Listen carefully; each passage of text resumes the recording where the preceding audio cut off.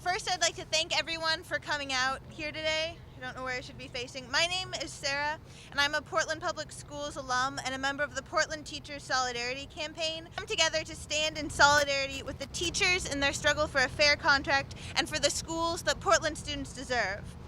While the school district is stalling on the contract and wasting money on high-priced consultants, our Black communities are the ones affected the most every day by the gutting of our public schools and the attack on teachers' working conditions, something we all know are our students' learning conditions. We know that unlimited class sizes and unlimited teacher workloads affect students of color the most, and this is why we support the PAT's contract that calls for 175 additional teachers so that they can provide more individual attention to all students, especially students of color, students of special ed, and other students who need the most help. Well, my son Arthur has been dealing with racism and underlying bias for teachers for years since he's been a part of the Portland Public Schools. He's been labeled as a gang member. He's been labeled as a tagger. He's been labeled as a liar. We have never been offered any type of support. He didn't know where to turn and who to turn to. And now the Grant High School want to blame him for not telling that he's been a student of being bullied. Black people, we're tired of being thrown away. You know what I mean? And there's only one important race, and that's the human race. I'm a mother, a concerned mother, and I'm just tired of how we are being treated in the school system. Good evening. I think our parents said it all. We believe that we will win. The teachers will win their contract, the parents will win dignity, and administration will get it and listen to us. Counselors, not cops.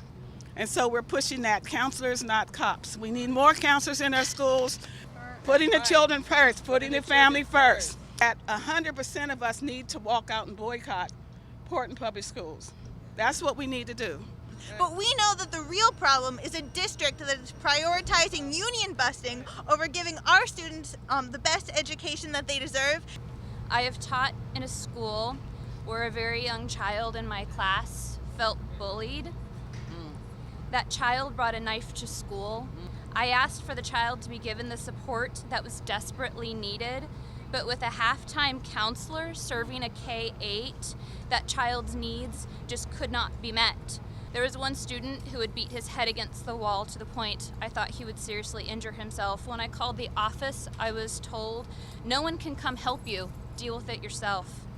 And at the same time, it is the cluster that has seen more school closures in the last 10 years than the rest of the district combined.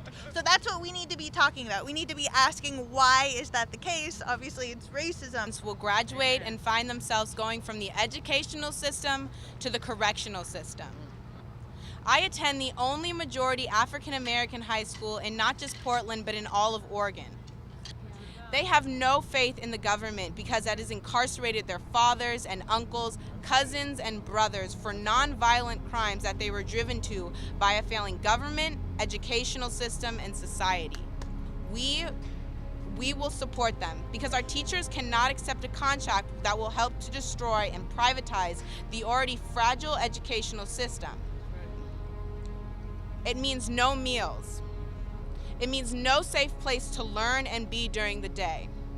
It means more temptation toward gang and illegal activities. It means they don't get to live, but they must struggle to survive.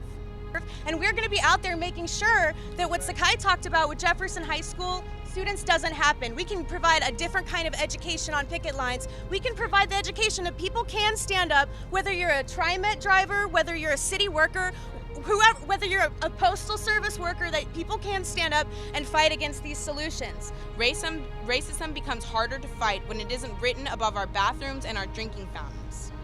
I might have a choice on where I want to sit on the bus, but this does not mean that I am equal. Why would you want to come to school? Why would you want to behave if it's just to fill in bubbles? That's not what education is about. The government has declared war on the wrong issue. Stop fighting the war on drugs and let's fight the war on racism in our educational systems. Let's fight the war on corporations making money off of suppressing individuality and expression in schools. Let's fight Common Core. Let's fight standardized testing. Let's fight what needs to be fought. Let's change the way education looks, and let's change the way our society looks at education and the pipeline between educational systems and prison systems. Let's start the revolution. Let's be a part of the rebuilding of the Black community. We will again become leaders and business owners, writers and poets, lawyers and activists. We will do exactly what the government has feared since they unlocked the chains 250 years ago. We will become equals. The money is there, not just for the teachers' demands, but more.